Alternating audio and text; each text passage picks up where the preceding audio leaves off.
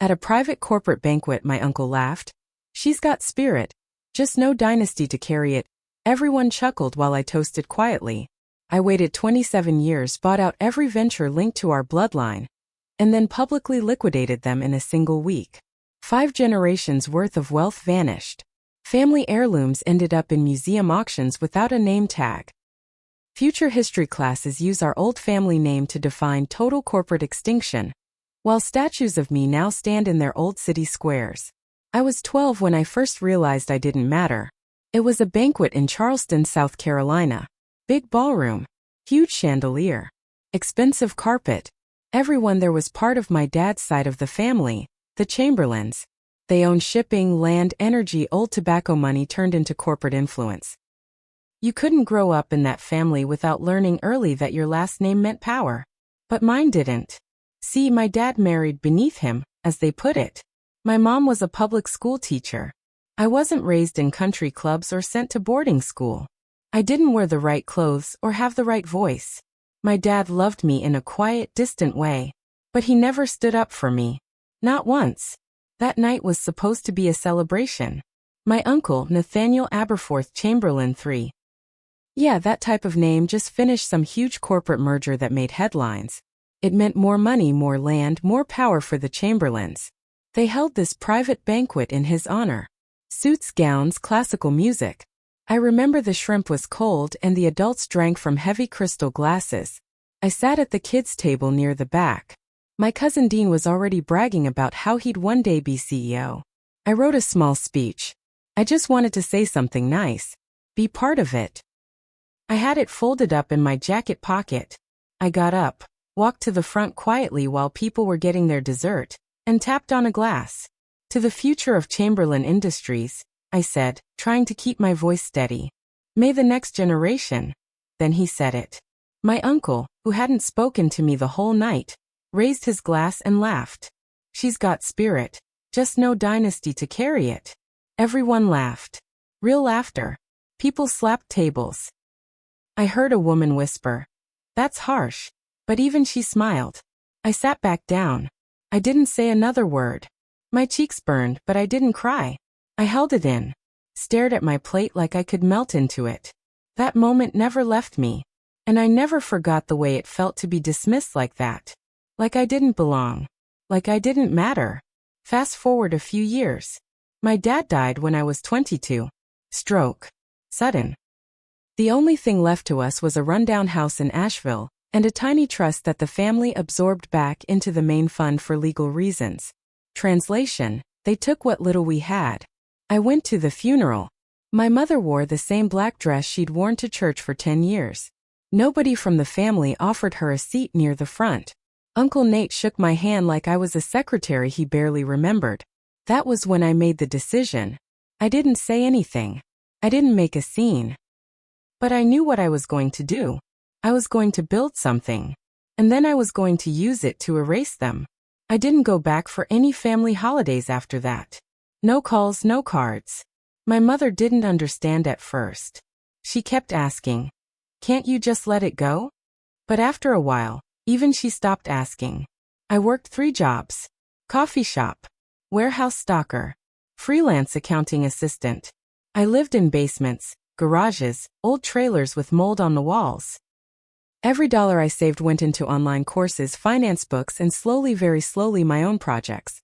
I studied every move Chamberlain Industries made. I learned how they grew, where they invested, what mistakes they covered up, who their friends were. Then I made different moves. Quiet ones. At 29, I launched my first logistics software company. Sold it for 6 figures. At 32, I launched another in real estate data. Sold it for high 6 figures. Then I started making real moves. Through shell companies and LLCs, I bought into ventures linked, quietly, to the Chamberlain empire. Shipping hubs, packaging plants, distribution nodes. Tiny things most people ignored. But not me. Each time I got close to something with the Chamberlain name on it, I didn't take it directly. I used dummy firms, investor fronts, foreign partners. I didn't care about credit. I just wanted control. Sometimes I'd wait 5 years before moving. I waited longer than that for the big ones. By the time I was 39, I had influence or full control over 43 companies. At least half were tied to the Chamberlain family tree. Some in name, some in history, some through bloodlines they didn't even remember. All of them were mine now, and nobody knew. Then came the retirement gala. It was announced in a ridiculous gold-lettered invitation. Uncle Nate was stepping down, celebrating a legacy of power and vision. In Savannah, at some private historic mansion turned venue. They sent the invite to my mother. She forwarded it to me. I RSVP'd under a different name, one of my holding companies. I made a donation so they'd seat me at the front. The night was just like the one from my childhood.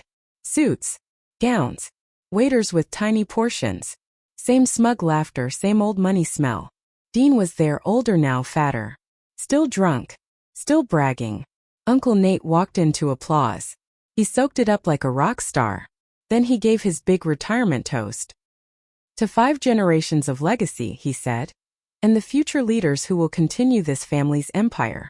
He raised his glass. I stood up. Quietly. Just like last time. May I say something? Everyone turned. Uncle Nate stared at me. It took him a second to recognize me. His eyes twitched. But he nodded. I walked to the front. I remember a long time ago you toasted me, I said. You said I had spirit. But no dynasty. There was an awkward silence. I pulled a small remote from my purse and clicked it. Behind me, a huge screen turned on. Logos started appearing. Dozens of them. Company names. Some old, some new. Many that carried the Chamberlain influence. Then more appeared. Subsidiaries. Shells. Trust names. Family partnerships. Then they all shifted to one screen. Owned by IRA Global Holdings. That's me. That's the name I built everything under. And then one by one, the logos started changing. Asset liquidated. Holdings sold. Dissolved. I clicked again. My face appeared on the screen. Then the words. The dynasty ends here. People gasped. I sold all of them this week, I said. Every piece I controlled. I severed all legacy ties. I stripped the assets. I auctioned the property. The heirlooms? In museums now. Without the Chamberlain name attached. My uncle sat down slowly. Pale. I didn't come for a seat at the table, I said. I came to burn the table down. I looked around. You laughed at me once. You thought I had no dynasty. You were right. I built one. Then I used it to erase yours. Then I walked out. They didn't take it quietly. I expected silence. I expected confusion, anger, maybe even shame. What I got instead was war. 2 days after the gala, my mother's car was broken into. Nothing taken. Just paper shredded and dumped in the backseat. Her old birth certificate, our family photos, letters from my dad. Stuff that shouldn't have been in the car to begin with. Then came the calls. Blocked numbers. Heavy breathing. No voice. Just silence and the occasional click of someone hanging up. I wasn't scared. Not yet. I'd planned for legal battles. I had lawyers on retainer. Security on payroll. Data backup spread across 3 continents. My footprint was clean, my money was offshore. My real name buried under 5 layers of corporate smoke. What I hadn't planned for was how deep their hate ran.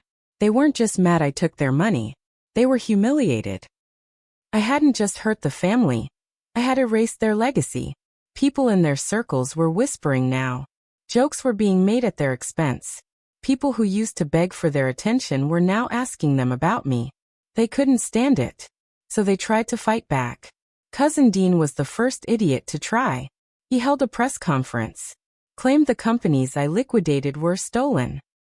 Claimed I was mentally unstable, that my father had been estranged from the family, and that I had manipulated my way in.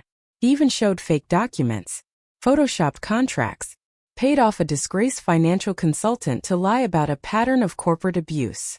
What he didn't know was that I had every real document timestamped, notarized, and witnessed by 3 separate attorneys. I had email trails. I had recordings. I had a goddamn notarized Christmas card from the CEO of one of the firms I sold, thanking me for the clean exit. So I waited. I let Dean talk his mouth dry. Then I dropped the proof. Publicly. I leaked it all. Not through a press release, but through a whistleblower submission to a well-known investigative reporter who'd been circling the Chamberlains for years. She didn't just publish the truth, she made a 6-part podcast about it. Dean ended up under SEC investigation for fraud. 2 of the family board members resigned. That was just the start. Uncle Nate didn't come out of hiding. Not right away. But I knew he wouldn't stay silent. He was the kind of man who couldn't live without being in charge of something. When he finally made his move, it came through someone I never expected. His daughter. My cousin Emily. We were close once. When we were kids, she used to braid my hair and sneak me candy at family events. But then she changed. Became her mother. Cold.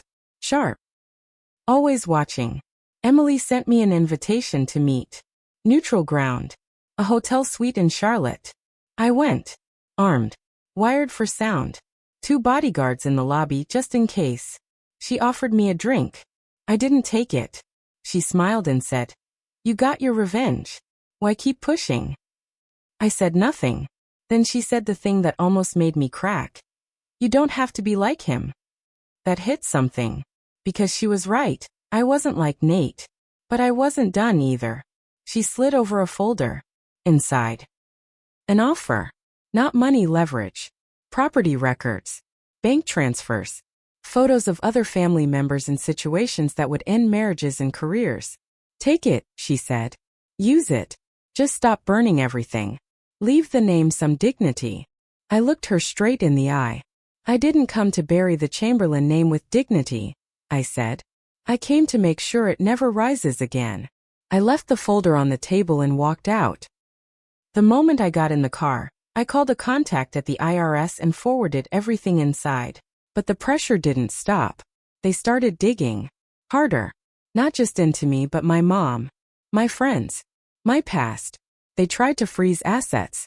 They pushed for old lawsuits to be reopened. One of my former business partners was paid off to file a false claim against me in Delaware court. Another was blackmailed into saying I bribed a zoning official. And through it all I stayed silent. Patient. Because I still had one last move left. There was one more piece of the Chamberlain legacy untouched. The original holding company. The one founded in 1893.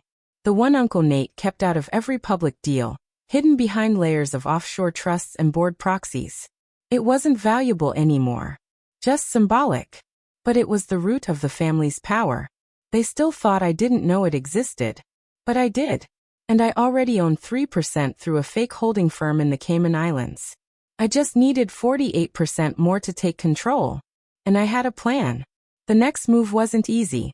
That 1893 holding company, Chamberlain Core Industries, was hidden deep. On paper, it was owned by a mix of old money trusts, fake boards, and dormant entities that hadn't been touched in decades. But under all that noise, most of the shares were still controlled by blood relatives. Cousins, nieces, old aunts who didn't even know what they had. I spent the next 8 months tracking down every single one of them. I made offers quietly, through proxies. Some I bought out using guilt. Others I scared into selling by showing them their own skeletons. A few I helped disappear in exchange for their signatures. One deal I made in the back of a rental car outside of Tampa, with a second cousin who had been dodging alimony payments for 10 years. Another I did in a church parking lot in Ohio with a former board member's daughter who had a cocaine problem and no clue what she was holding. Each deal brought me closer. But just as I hit 48%, the last 3% hit a wall. That final slice was held by someone I hadn't spoken to in 20 years. My mother. She hadn't told me. I don't think she even remembered. Apparently, when my father married her, he gave her a tiny symbolic share of the company. It was supposed to be romantic.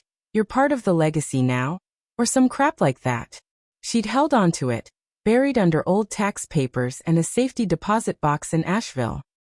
I found out when I was scanning family records and saw her name listed in a 1999 shareholder memo. I called her that night. She didn't answer. Next morning she showed up at my place. No warning. Just walked in with that same calm look she always had. She handed me a manila envelope. "I heard what you're doing," she said. "And I know what that share is now." I opened it. Inside was the stock certificate, signed and notarized, transferred to me. "I don't want any of it," she said. "Not the name, not the money, not the blood." She turned to leave, but stopped at the door. "Just promise me one thing. When you end it, make sure it stays ended." With that last 3%, I now held 51%. I called for a board meeting, the first in 2 decades. Nobody knew who I was, at least not under the name I used for the shares. But I had legal power to force a vote. The old guard panicked. They flew in lawyers from New York, tried to delay, filed emergency injunctions. Didn't matter. On the day of the meeting, I showed up in a simple gray suit and handed each board member a binder. Inside, proof of my holdings, minutes from every transaction, legal opinions, recorded calls, names of their mistresses, hidden trusts, and in one case, an illegal inheritance routing through the Isle of Man. I didn't need to raise my voice. I just opened the meeting with one sentence. "I'm calling for a motion to dissolve Chamberlain Core Industries permanently." Gasps. Shouting. One board member tried to walk out. Didn't matter. I had the votes. They voted. 6-4. The company was officially dissolved. No more 1893. No more roots. The legacy was done. But that's when the real twist hit. A week later, I got a call from a man who said he used to work for my grandfather in the 70s. He asked to meet. Said he had something I needed to see. I was suspicious but curious. We met in a diner just outside Richmond. He looked like a guy who'd seen too much. Former accountant. Name was Terrence. He slid a folder across the table. Said it was something he was told to hide. Something the Chamberlains had buried decades ago, before I was born. Inside were papers. Not just old corporate docs. Birth records. Bank accounts. A second trust. And a name. My father's brother. One I'd never heard of. Turns out Uncle Nate wasn't the only brother. There was another sibling. Younger. Disowned. Cut out of the family for reasons nobody ever talked about. My grandfather had written him out of the estate. But he didn't take it lying down. According to these documents, he left the country in 1981. Changed his name. Started his own company in Argentina. One that somehow quietly survived. And now his son, my cousin, had built it into something big. Bigger than I thought. And they'd been watching me the entire time. Waiting. I had burned down the Chamberlains in the US. But apparently, the legacy had already escaped overseas. Under a new name with a new heir. And from what Terrence told me, they weren't just watching. They were planning to strike back. I didn't sleep much that night. The idea that another bloodline, another Chamberlain I'd never heard of, had survived and possibly thrived outside the country made my skin crawl. For 27 years I thought I'd seen the whole board. That I was the only one who knew how deep the family rot went. I was wrong. This cousin, Gabriel, the son of the lost brother, had been building his own empire in silence. Finance, agriculture, steel imports, biotech. Terrence only knew part of it, but the pieces were enough. Worse, it looked like Gabriel had started acquiring businesses I'd touched. Quietly. Through dummy companies just like I had. I needed eyes on him fast. I flew to Buenos Aires. Didn't use my name. Didn't tell anyone where I went. I posed as an investor, visited one of Gabriel's biotech labs under a fake name. The place was sharp. Modern. Ruthless efficiency. The kind of company that eats the weak. He was smart. Smarter than I expected. I had underestimated him. And just like me, he had a reason for what he was doing. We met by accident, or so I thought. A charity fundraiser for Clean Futures Argentina. He was one of the hosts. He looked like my uncle, but leaner. More polished. About my age. When our eyes met, I could tell he knew exactly who I was. We danced around it. First in small talk. Then in jokes about legacy, wealth, revenge. Then he leaned in and said quietly, "You think you erased the Chamberlain name. You only cut off a branch." I didn't flinch. "You built your house out of fire," he said. "And now you're surprised it lit up the trees." He left without another word. 2 days later, one of my holding companies went under cyber attack. Then another. Then a leak. Photos of me making deals, internal docs, years of my private work blasted onto forums and news feeds. I thought I'd buried my name in shadows. He dragged it into the light. For the first time in years I was losing. The public turned fast.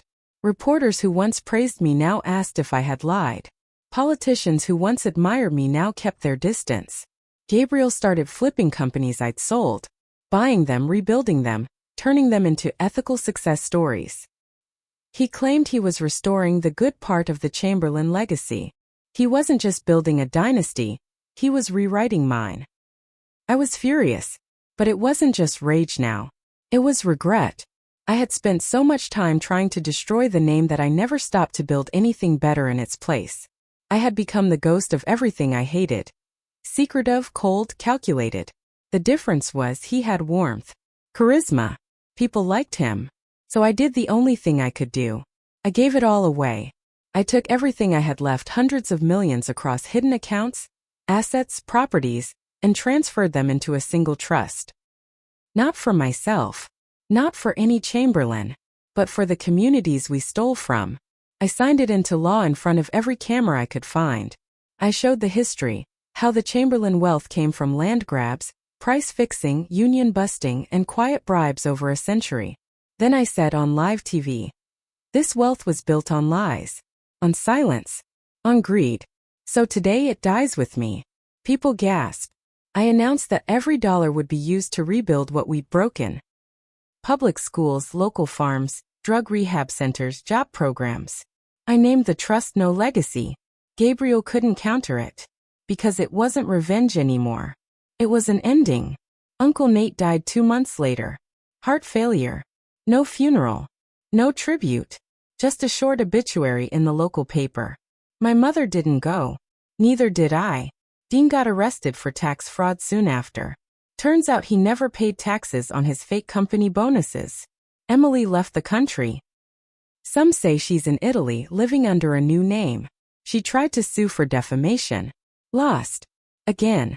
Gabriel? He kept building. He tried to twist my final act into a Chamberlain redemption arc. But nobody bought it. Because statues of me now stand where there's used to. No last name. No legacy. Just one word. Closure. Do I feel satisfied? Not always. Sometimes I wonder what would have happened if Uncle Nate had just let me speak that night. If he hadn't crushed a little girl's spirit to feel powerful, maybe none of this would have happened. But then I remember his laugh. And the silence that followed. And I think, maybe it had to. Not for revenge. But for the end. The real one. And now? There's nothing left to carry. Which finally is the point.